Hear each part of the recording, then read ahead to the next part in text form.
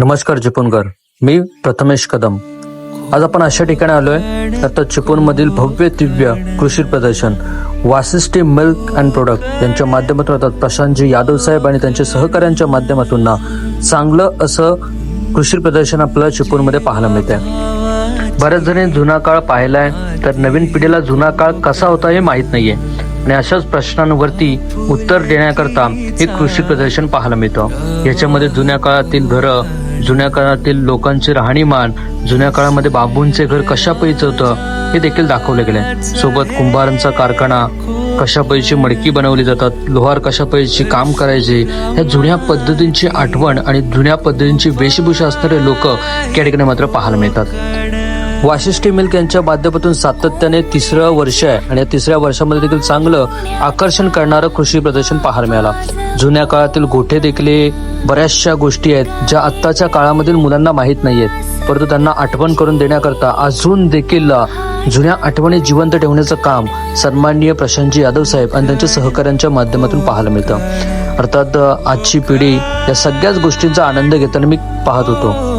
जुन्या पद्धतीच्या कुंपण कशा पैसे केल्या गेल्या होत्या, आत्ताच्या काळामध्ये आपण कुंपण देखील पाहिलं तर मित्रांनो तारा असतील, जांभ्यांचा बांधकाम असेल, परंतु या जुन्या आठवणी काहीशा वेगळ्याच। त्यानंतर या कृषी प्रदर्शनामध्ये अर्थात पाहायला गेलं तर वेगवेगळ्या वनस्पतींची लागवड देखील केली गेली होती। दापोली विद्यापीठ यांच्या माध्यमातून आकर्षण करणारं आणि अर्थात नवीन पिढीला देखील वनस्पतींची ओढ निर्माण व्हावी याकरता पण वेगवेगळ्या वनस्पती त्यांच्या जाती देखील पाहायला मिळाल्या।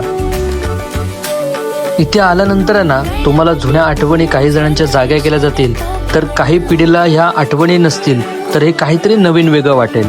परंतु इथे आल्यानंतर खूप मन प्रसन्न होऊन जातं, कारण इथे असणारे विविध प्राणी, त्यांच्या जाती, विविध प्रकार देखील पाहायला मिळतात। एक चांगलं नियोजन आणि एक चांगली संकल्पना आपल्या चिपळूणकरांकरता वाशिष्ठी मिल्क अँड प्रोडक्ट सन्माननीय प्रशांतजी यादव साहेब आणि त्यांच्या सहकाऱ्यांच्या माध्यमातून पाहायला मिळतं। खऱ्या अर्थाने कृषी प्रदर्शनाच्या माध्यमातून देखील कणाकणात आणि मनामनात वाशिष्ठी मिल्क का जोडले गेले ना, तर त्याचे एक उत्तम उदाहरण आज मात्र पाहायला मिळालं। या नवीन युगामध्ये लहान मुलांना शाळेमध्ये चार्टवरती प्राणी पाहायला मिळतात, पक्षी पाहायला मिळतात, जाती पाहायला मिळतात, परंतु प्रत्यक्षामध्ये प्रॅक्टिकल अर्थात समोरासमोर पाहण्याची संधी जर कुठे उपलब्ध करून दिली असेल ना, तर वाशिष्ठी मिल्क अँड यांच्या माध्यमातून मालक आणि प्राण्यांवरती असणारा जीव देखील इथे पाहायला मिळालं। थोडीफार मस्ती देखील प्राण्यांची मालकासोबत पाहिली।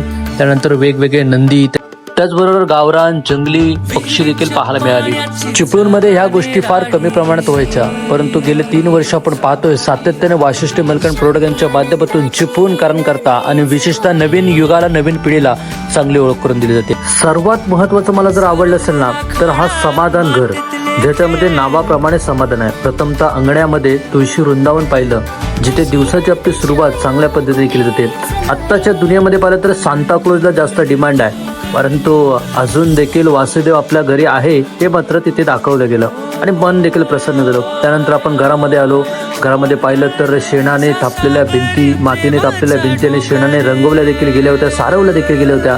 त्यानंतर बऱ्याचशा अशा काही आतमध्ये गोष्टी होत्या ना, अशा काही वस्तू होत्या ज्या आजवर नवीन पिढीला देखील माहीत नाही आणि अक्षरशः मला देखील माहीत नव्हतं, त्यांची नावं देखील माहीत नव्हती, परंतु अशा वस्तू देखील इतक्या खूप मनाला भावणाऱ्या होत्या ना मित्रांनो, अप्रतिम। या घरामध्ये आलात ना की असं वाटतं की जणू काय इथंच राहावं। इतकी शांतता, गारवा आणि या मंत्रमुग्ध करणारं हे समाधान घर पाहिल्यानंतर मन एकदम हेलावून गेलं। प्रसन्नता देखील खूप, जुन्या काळातील घरे वासे, लाकडांचा वापर केलेला असायचा आणि या नक्कीच त्याचं देखील उदाहरण ते ठेवलं गेलं। जुन्या काळातील देवस्थान अर्थात त्याच्याकरता देखील वेगळी खोली असायची, जुन्या काळातील माळा आणि अर्थात जुन्या वस्तू देखील पाहायला मिळाल्या। चांगलं आणि या नवीन पिढीला जुन्या आठवणी जोपासण्याकरता एक चांगलं समाधान घर देखील या ठिकाणी वाशिष्ठीच्या कृषी प्रदर्शनामध्ये वसलेलं आपल्याला पाहायला मिळालं। त्याचसोबत जुन्या काळातील साधनं आणि सोबत विहीर देखील आपल्याला पाहायला मिळाली, जिथे जुन्या काळातील लोक आज मात्र ग्रामपंचायतीच्या माध्यमातून नळ विविध गोष्टी झाल्यात, परंतु जुन्या काळातील लोक आहेत ना या विहिरींचाच आस्वाद घेत असायचे।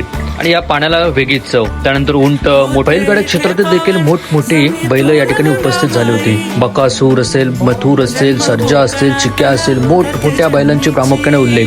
वेगवेगळी मोठी प्राणी सरड्या देखील आपल्याला पाहायला मिळाली. त्यानंतर आपण पाहिलं तर अर्थात वेगवेगळ्या गाड्या ज्यांचं प्रदर्शन देखील आपल्याला पाहायला मिळालं. त्यानंतर रात्रीचं व्ह्यू देखील आहे ना पाहण्यासारखं होतं. समाधान घर ज्याच्यामध्ये देखील या दगदगत्या दुनियेतील लोक समाधान घेण्याकरता दाखल देखील झाले होते. अप्रतिम रात्रीचा देखील पाहण्यासारखा नजारा या कृषी प्रदर्शनच्या माध्यमातून आहे. तुम्ही देखील या कृषी प्रदर्शनला गेला असाल तर कमेंट बॉक्समध्ये आम्हाला नक्की कळवा की कसं होतं आणि कसं वाटलं. येणाऱ्या पुढच्या वर्षात देखील असाच वाशिष्ठीच्या माध्यमातून पाहायला मिळेल.